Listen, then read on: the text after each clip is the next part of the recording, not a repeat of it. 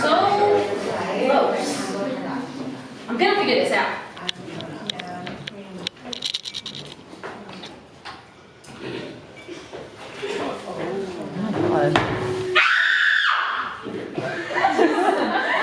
Oh, Lord.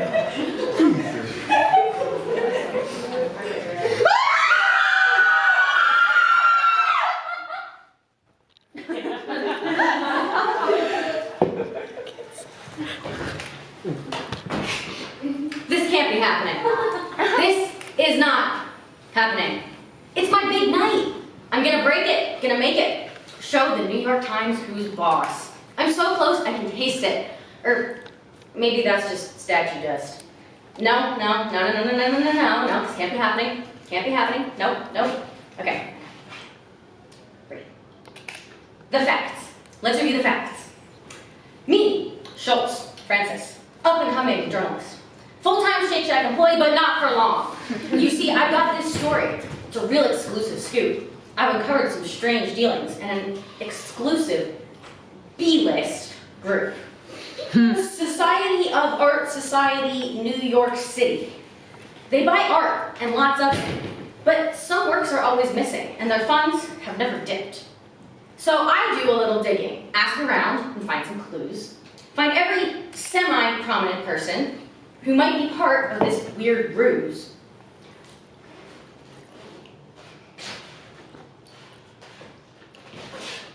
Museum curator, Charlotte Marsden. Oh. Assistant art trade director, Clarice Donovan III. YouTube duo, Leaf and Prong? Prong and Leaf? Reality TV star turned influencer, Kim K? Quebecois socialite, Rochelle Poisson. That, Rochelle. New York mayoral candidate, Turner Talking Head. Art critic, Kathy Coriander. Celebrity consultant, Brianna Bruce. They're all here. They all know each other. And tonight's the final piece. You see, someone offered me some intel, said we meet here, behind the scenes. What a strange place, the Met Gala, though I'm sure the solution's here, now. But who's the source? Who'll spill the tea? Who, and what, and why, and how? And fear not, I've called backup, Detectives Rashid Oswald and Irene Morrison, here to help me crack the case. We'll have this solved in no time, and exposed. Oh. Wait. Nobody moved. A murder's been committed, and every one of you is a potential suspect. My name is Detective Rashid Oswald, and I'll be leading this investigation. My name is Irene Morrison, and I think technically it's a murder investigation now. I guess there's been a complication. Detective, can't you check my pulse? Find a medic? Call an ambulance? This can't be happening. I can't be dead. I'll wake up, right?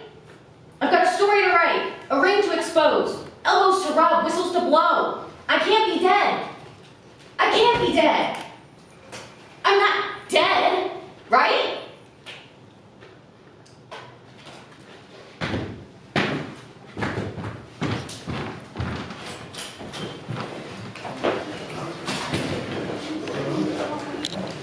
Night falls like an eagle, a shadow of swiftness, driving killers in the dark and leaving not a witness. Confusing countenances, marked by a Venetian crime. These prints could belong to anyone. They could even be mine. Conjecture will get us nowhere, and soon we'll lose our target. We should conduct some interviews, beginning with museum curator Charlotte Marsden. Woo!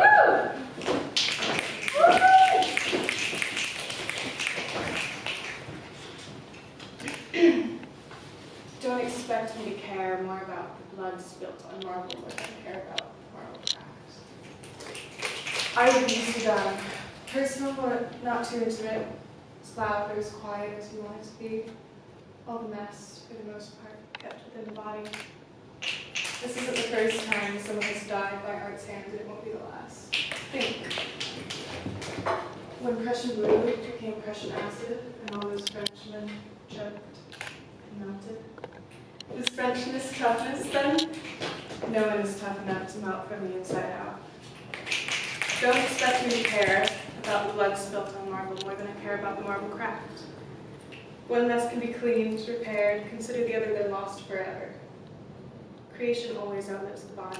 Creation destroyed carries the weight of both body and myth. Don't expect me to care more about blood spilt than myth spoils. What then is my myth? I am considered a haunting, and then again it may just be that I am considered a woman free to roam in the dark, a woman free to roam in her silence. I am considered a banshee, and then again it might just be that I am considered a woman who decides whether or not you get to be here. Me, silence, oil and canvas, and a few poets who get to haunt with me. This head of dark curls I know I've done time and time again. I would have done it really bad. Less fuss, less mess. Them apologized to their writings, me apologized to mine. You are so concerned with death, then you have not done enough for mine.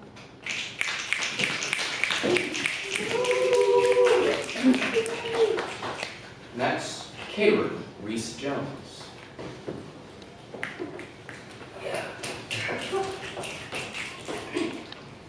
When we first got here, I slept in a dingy corner of a loud room. We didn't have a bed yet, and the train was always passing. And from my spot on the floor, I could see the fight on TV. And I thought maybe our whole life would play out in black and white static.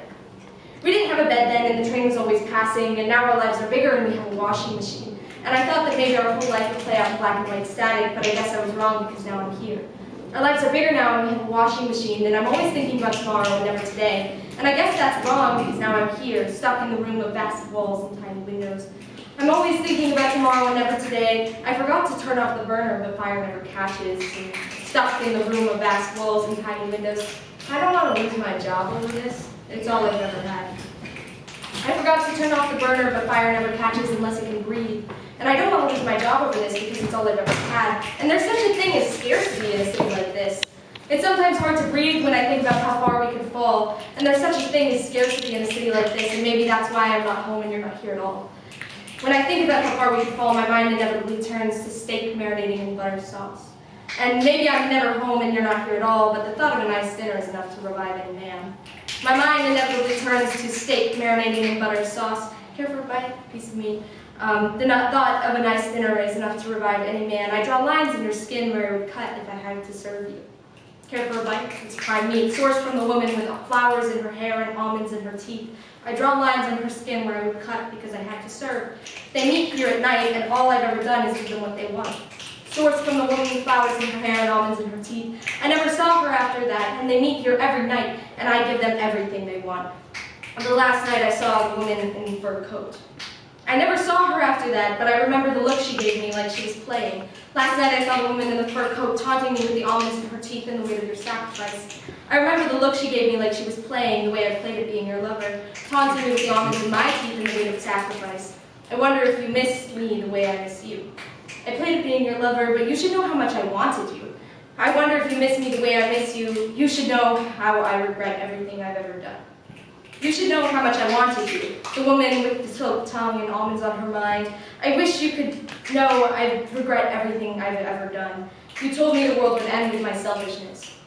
The woman with the silk tongue and almonds on her mind came to me in a dream before it all went to shit and told me that the world would end with my selfishness and the scent of rotting red meat.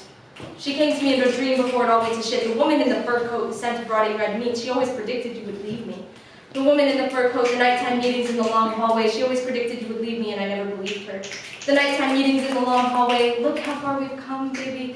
I never believed you, and then you disappeared like you were never there at all. Look how far we've come, baby. When we first got here, I slept in the dingy corner of a loud room, and then you disappeared like you were never there at all. And from my spot on the floor, I could see the fight on TV.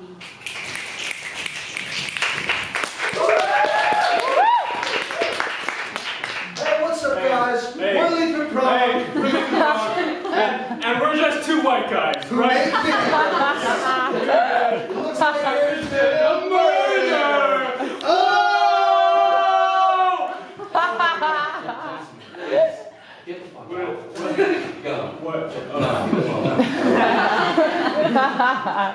Next, I believe we have Assistant Art Tree Director Clarice Donovan II.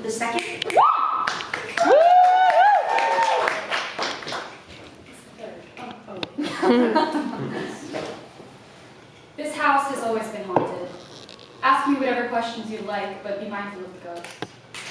It's all connected, it's all metaphor, it's all askew and just slightly to the left. My friends are not my friends, but my colleagues. Ripe and proper and dressed in silvers and golds. If we deal in art, it is in name only. There is something more here. Something in the way that people whisper, something in the brushstrokes of those long dead. Something my colleagues, something that only we can see. Brianna knows this, taught this, and we follow with wide eyes, open arms, tight lips. Turner knows us, funds us, and yet she turns her back on us now as if she were turned a blind eye. Ask me whatever you'd like, but know to tread lightly. These halls are adorned with eyes and ears and big fur coats and picturesque depictions of all the ways that you will fail. The ghosts with their glass skin and translucent tongues, they know what to steal and when, but I know of the ways that the art speaks. I've spent my whole life learning, and now here I am, the smartest and the prettiest and the best. They have tried to take the art away, but the only thing they ever succeeded in doing was leaving their dirtied silver fingerprints on the gilded frames. Now, here I am, and I deal in the unknown and the untrustworthy, the revered and the acclaimed. I know the ways the paint talks and the words beneath the color. It's the words I watch from the walls, dressed in gold. And the precious gems I made to wear weigh so heavy on my skin that they leave me sliced open, bleeding. Because if we deal in art, it is in name only. And this house has always been haunted.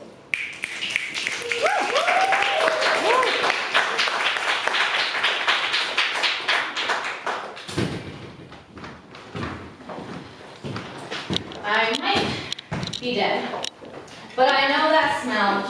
Cigarettes and a guilty conscience. It's Rochelle. Let's see what she has to tell. You don't mind. Alors bonjour, je suis Rochelle Poisson Avenette.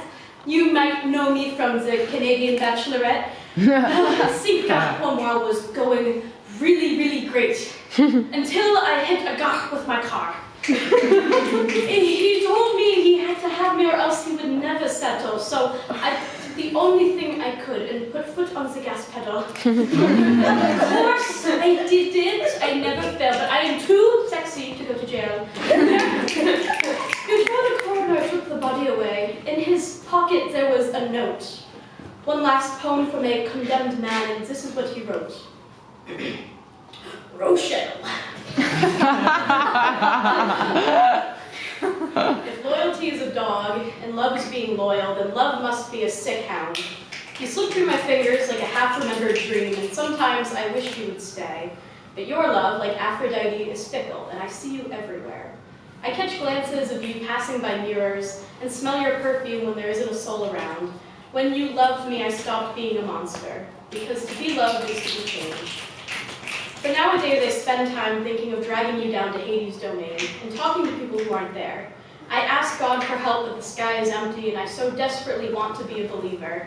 But like a sick dog, I will always come home. Remember me, the dreamer.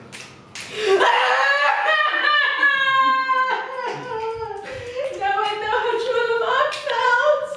Now I know how Joan of Arc felt.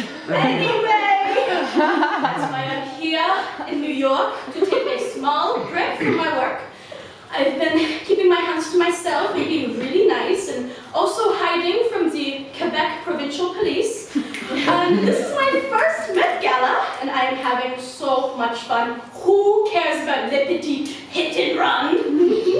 That doesn't really matter. I think everyone here is a very good actor. It's a very modern off-Broadway show. I'm not really sure well this thing will go. This is a show, right? Modern show? I don't know. Strange things have been happening since I arrived tonight. I will do my best to get it all right. 6 o'clock.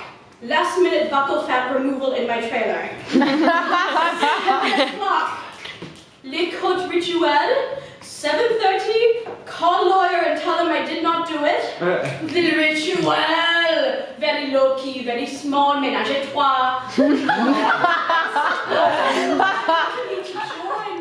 would have been nice, but the meeting schedule would conflict with filming for Le Canadian Bachelor in Paradise. I'm talking about wearing these silly masks and capes and Hemingway, Shelley, and Keats, whoever they're supposed to be. It's such bad poetry, but so nice that they tried to include me. I had to do a lot of weird things to join the group because I was new. Eat a piece of pepper, light my brazier on fire, donate $500 to a politician, sign a change.com petition. When I heard it was poems I had to write, I had to leave. All I could think of was mistaking my dear Steve for a speed bump. Time to breathe. You are, comme dit-on, les pretend cops. Oui, not the Quebecois ones who are definitely looking for me. No, just part of the show, the off Broadway I know. And I am part of the audience. I guess you could say I'm a little bit out of my depth watching a play about catching a murderer. That is not myself. Okay, and I'm still looking for someone to give the final rose. The last man standing, I will propose. I know he's out there, my perfect man. Just don't step in front of my sedan.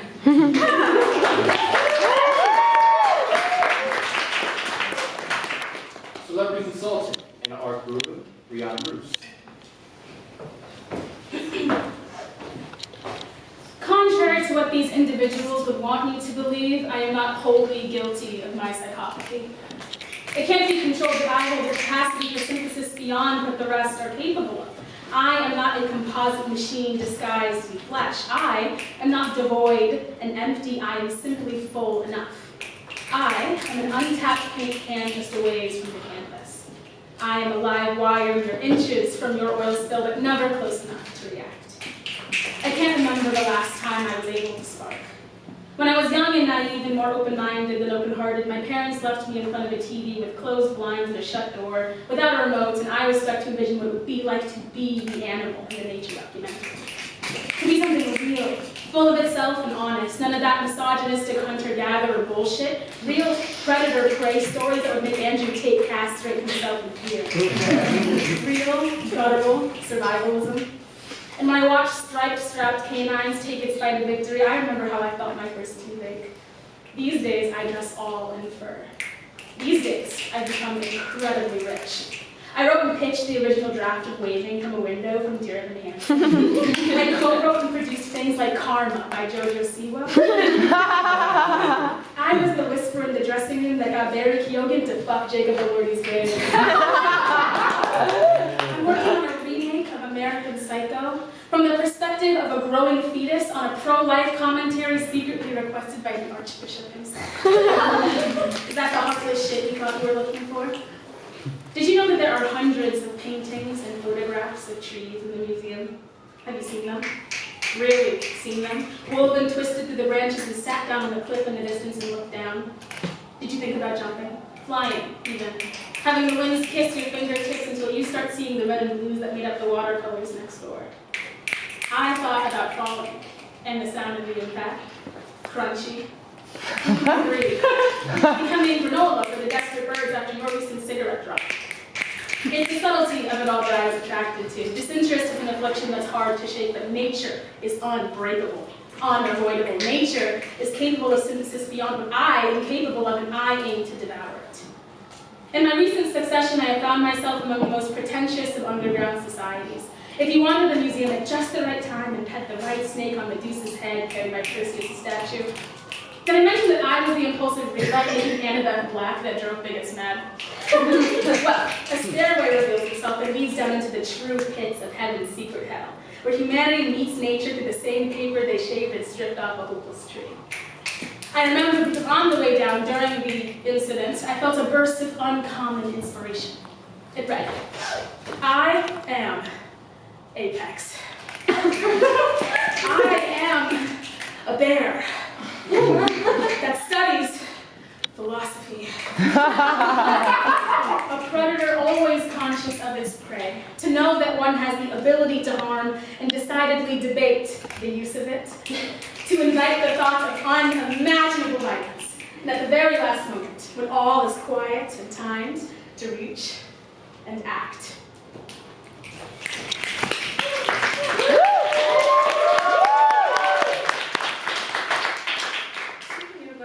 Further into this blue hole, you cannot fathom what monstrosities lurk around in the chasms, ready to grab onto your twinkling hook and pull you down. Too much credit is given to the devil, you know. There's something off about that door there. I wonder where it might go.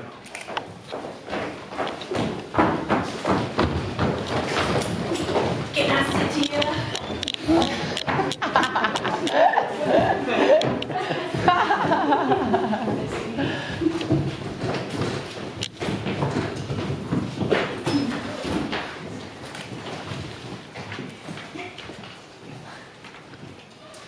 We are gathered here today under the Metropolitan Museum of Art to invoke the spirit of our muses, the poetry gods.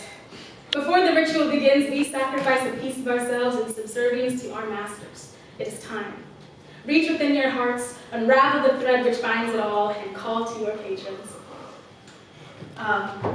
I invoke the Honorable Gabby Hanna in debuting my first piece inspired by the great French symbolist movement titled The Typist's Soliloquy.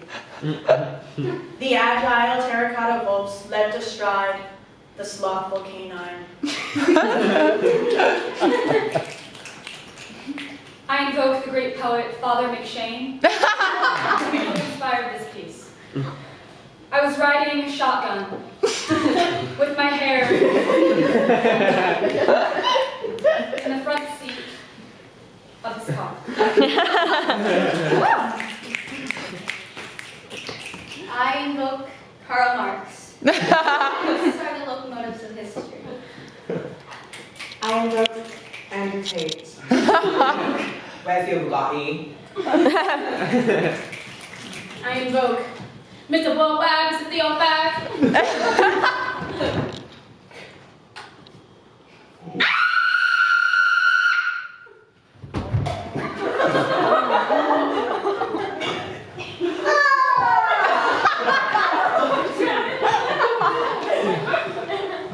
Another candle snuffed before its wax could wane.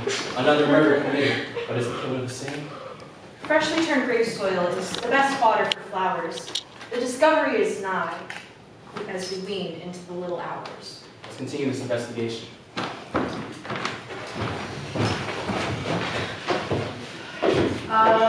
Next, we have YouTubers, Leaf and Tom. Detectives, can we do a little medical testimony? Sure.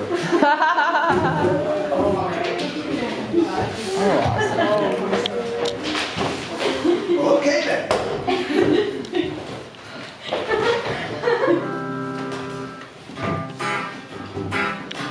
Hey, Lee. Hey, Mom! We got invited to the Met Gala. Could you believe that? Wow, maybe it's because of our high-res thumbnails including very expressive faces. Dude, I bet it's because our conversion rates are consistently above industry standards. Dude, that's awesome! Wait, say that again. Awesome! Dude! Awesome. How does it feel to be awesome? What does it mean to be awesome? How does it feel when you're on your own on the street of your room tonight? You guys want to hear some lyrics? We write poetry, you know, even though those cult jerks rejected us. We don't need them. We got you guys, right? Okay. Some lyrics, sorry. My wife kisses me every night. She locks my phone uptight. We learned through Brazil, she's not my will. Everything's not alright. I'm distressed and I wait for bruises on my neck. I'm distressed, I'm not right. That's not it. You mean the form. What do you mean? Let me show you. Okay. My wife says she really loves me, but I needed some clarity. I asked her how real our graphics could feel if we're not intending to be. Oh, okay. Okay, I think I get it. All right. Yeah, okay, alright. 1, 2, 3. 4. I want to spend time with my wife. They say she's the love of my life. I said I'm obsessed, I can't find her address. And her boyfriend says it's outside. All right. How does it bother me so? But that's not the deepest it goes. The internet's cursed, it can't be much worse than all of the haters you know. And it's not awesome. Why does it feel to be awesome? What does it mean to be awesome? Nothing is real when you're all on your own. I'm seeing everything tonight. How about some free verse? Free verse.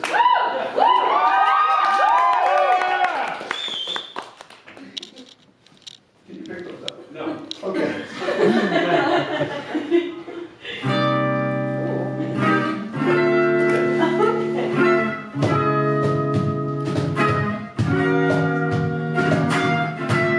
Greetings in flashing succession.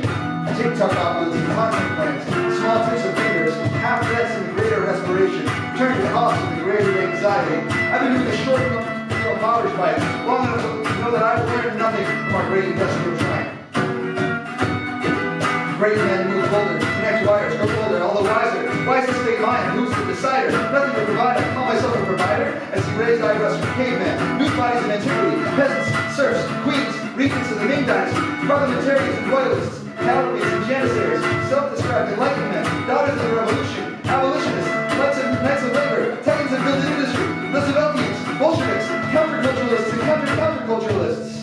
Tea Party Republicans and deadheads, all pointing and asking me, is that a real job? What have we learned over the last 10,000 years of human refinement? And all cute videos. Cold one for letting you poems for them. Take it, Ron. Don't be like that, lady. You left me outside church. Looking for the synergy to say, Father, I don't know how to say sorry for my sins. Father, my alarm was set to 8:30 every morning, and your profile is the first thing I see. I scroll through your posts to make sure I haven't missed anything. I see your follower count rise and think, I can finally be okay with myself. Until your homily about revelations not seeing through the screen. And so I beg, Father, have I been faithful? Lord, you know I love you. Sitting in silence while the confessional buzzes of judgment. When we finished breakfast, you said, Prom, son of John, do you love me? Yes, Lord, Angie, you know I love you. Shepherd my sheep, he says. Blue in the face without the grace of God, ready to smite the next pantomime race, dear Lord. I've lived so many lives in this one, all of which were perfectly cropped photos and punctuation to the T. I've given up far too much to feel seen and not to be. And I'm sorry. And I'm sorry we filmed that old woman's live reaction to getting her house foreclosed. But it was awesome. How does it feel to be awesome? What does it mean to be awesome? Nothing is real when you're all on your own. I'm seeing everything tonight. Seeing everything tonight. Seeing everything tonight.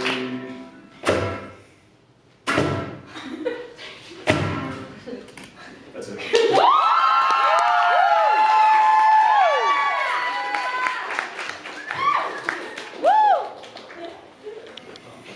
I really hope they didn't do it. that would be embarrassing, right? Speaking of, Kim over there clearly isn't having that great of a night.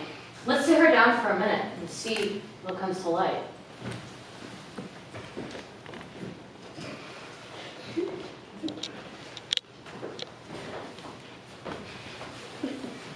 Double, toilet trouble. Liposuction burns and calories bubble.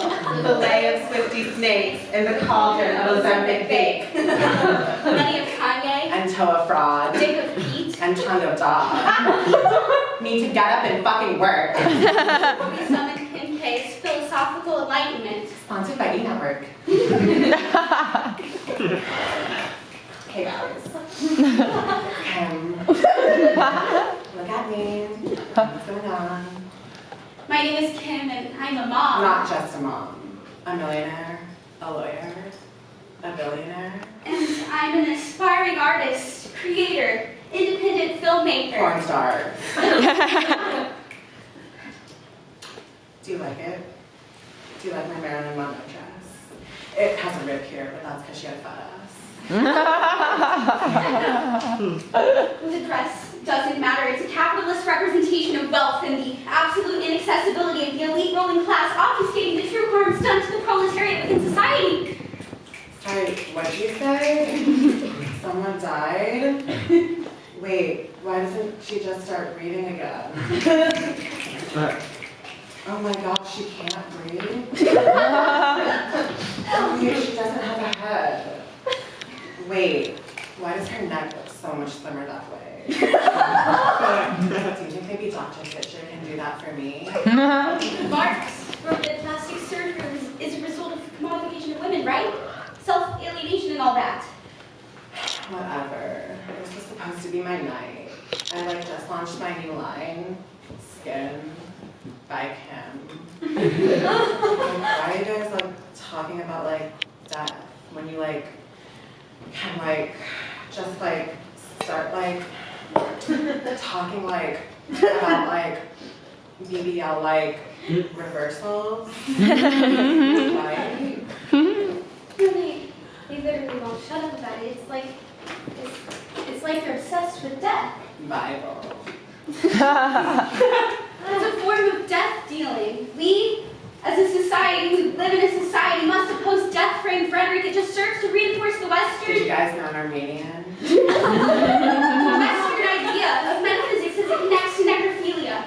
The elite's obsession with death is a form of death dealing. It perpetuates the idea of death as an object, modifying the idea of death and subverting belief and framing it around a twisted Western framework that subjugates the alive. Death or probable death should never influence how death works, Kim. This rhetoric is a fear-mongering practice that drives death obsession, alienating the alive and propping up the fear of death. We have to view the world through a framework based on the practice of life. No, I have to radically affirm the subjective state of living and move away from an obsession with the object of death or whatever. What's necrophilia? Sounds about sexual. Is that bad? Yes. Is this all happening because I fucked OJ's ghost?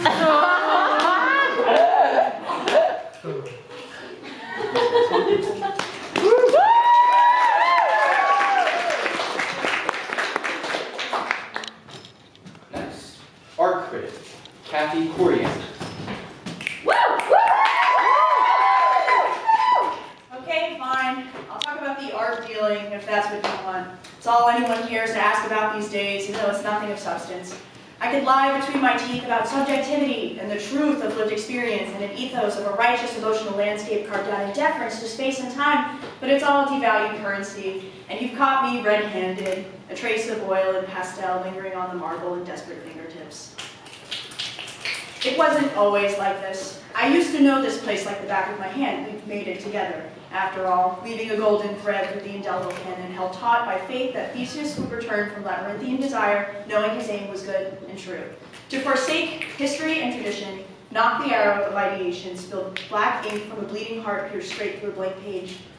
Or the notes app, I guess. We turned away from the world of antiquity, cast in bronze, encased. No Renaissance master or fresco adorned in faded gold could draw the poison from the wound in metaphor and image. Even with the bullseye and hot breath blind and unrelenting, you know exactly where to snap the neck and how to walk back home like nothing ever happened.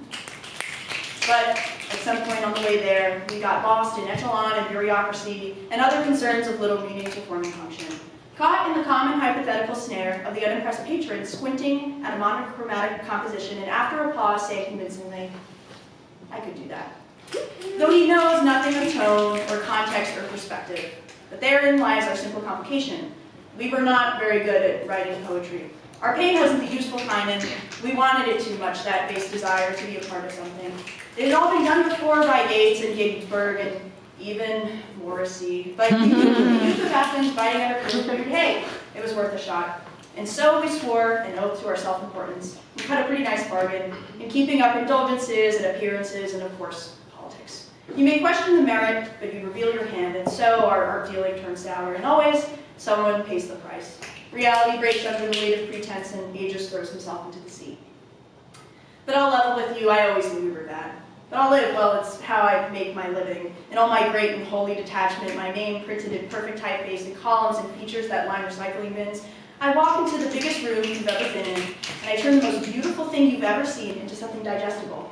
Grind texture and form into a fine paste and spit it out like nothing. Say, bring me more. You think because you feel something, you know it to be real, but can you explain it? I can tell you that Klimt turned to symbolism, Rodin to allegory, Picasso to abstraction, but I don't pretend to know why they did it.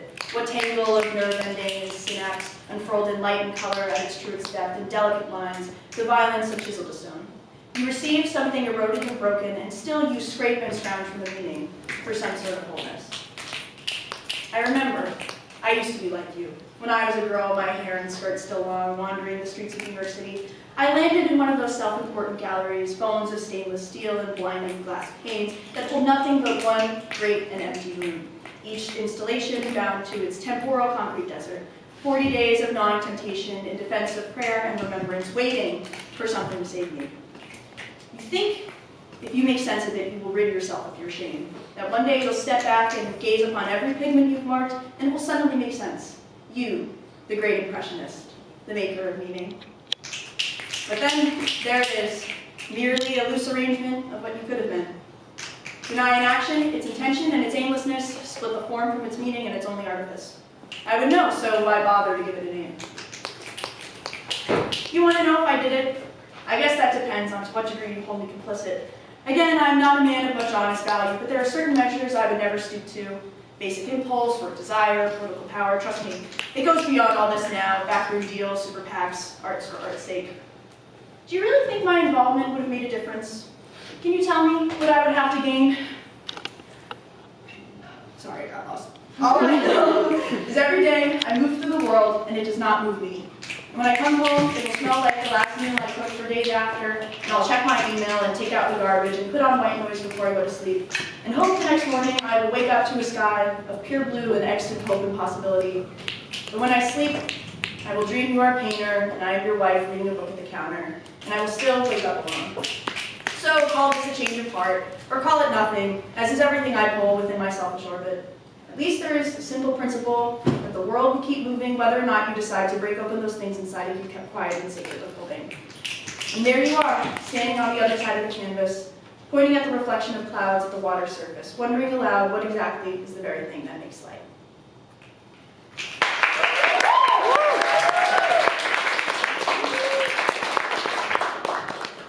Next, we have mayoral candidate Turner Talking Head.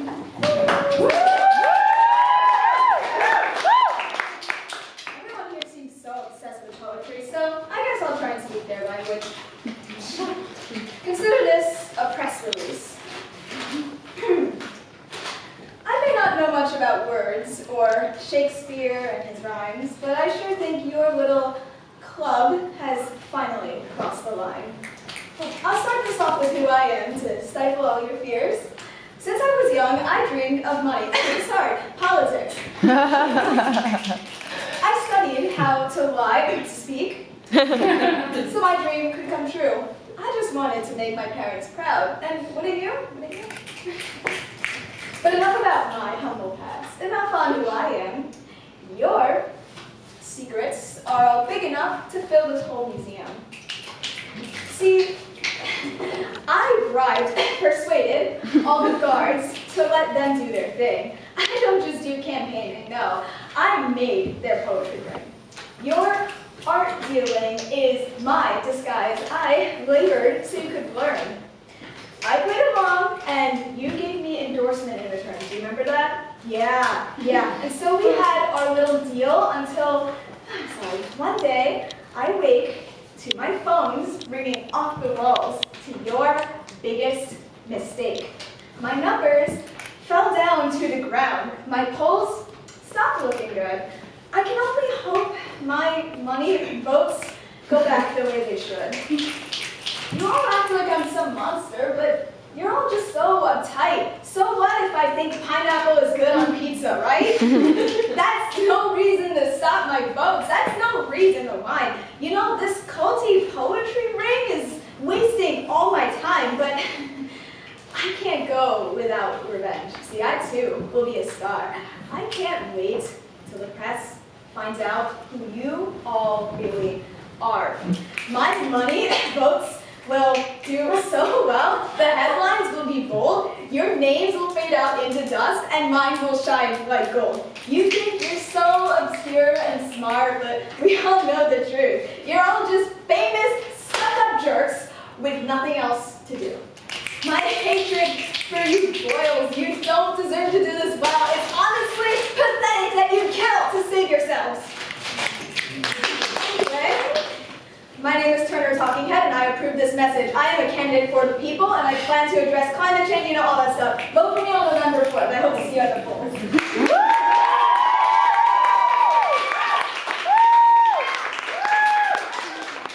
We have all the puzzle pieces, but the image is still unclear. I just need to gather my thoughts. I can see that end. It's near.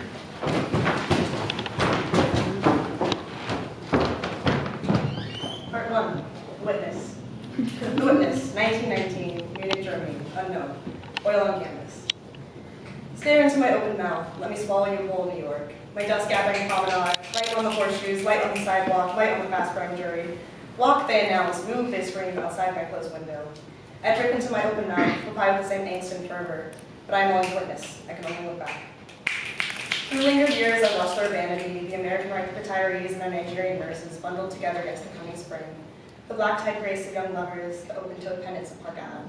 I watched them watch me, passingly. Or instead beg for a ovation. Brave boys with brow lines and basset-hound eyes, don't waste time bleeding in front of me. I can only look back. I've seen the dimes which ache in solitude alongside me, brought adulterated weeks in this foreign room. I long to reach and feel a face which isn't my own, to pocket the penny, to prick and pry. But I can only look back, though now. But there's always a marble in my grip, to pick up and look through, to embellish stories and sex, to slip through laundry chutes, crosswalks, and willpower. What if I caught a stolen glance? I felt eyes on me, it's a practice art. But I'm only the witness, I can only look back, though I know. Part 2, the witnessed. How much can a painting say in form, function, and context? Do you see mercy which whisper in front of me and wring out their sweaty palms? Do you see innocence? I've seen it all. I saw the fur coat and the French kiss among the 5 who weave poetry through crocodile words. And then the trial, the people, the politician, and the 2 who sing alone. I saw the statue saw, and I saw that it was pushed by a face now familiar who carries half the books. I saw the keeper cry and felt sorry for her broom that swept away the marble arms that started all this June. I saw the journal leave their hands, I saw them see the light, their eyes I mean that saw me the first time their life saw night. But here with all this contemplation and composition, with crying command, I am unquestioned. I am the crater lake of pregnant passion, I the water and the fish who whisper and the algae which grows laggardly. I the unseen life which feeds on priestly secrets, hidden by the glare of washed sunblock and picture frames. And you, the sailboat, the crew and the captain, with wives and children and nurtured bruised palms, photosynthesizing breath. You the machine, you the oil-burned hands, you the flightless and terrible birds. Swim, darling, swim.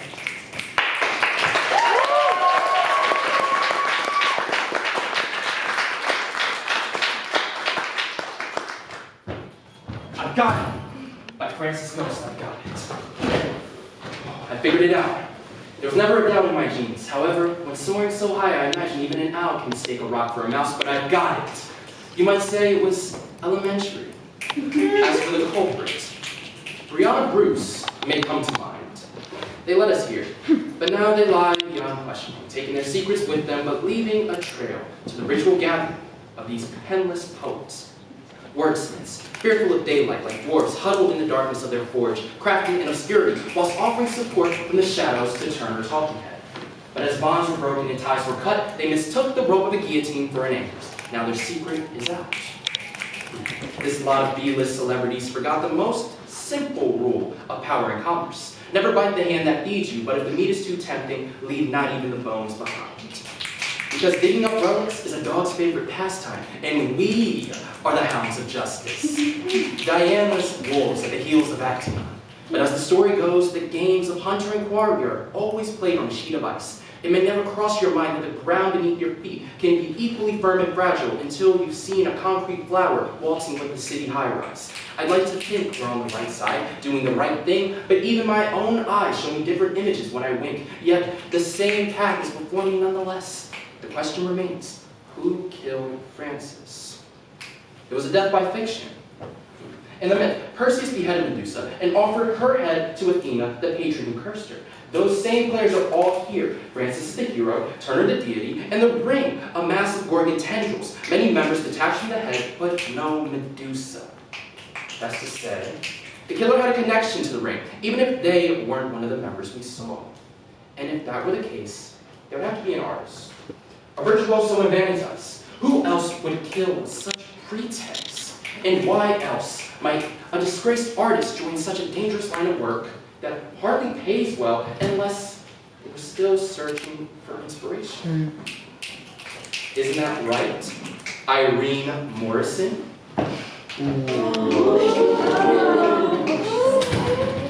A few days ago, I sat in the statue garden and demanded inspiration from the demure Aphrodite. Staring into her unrelenting eyes, I wept. Could she not spare a muse from her harem, or cast onto me a glint of artistry?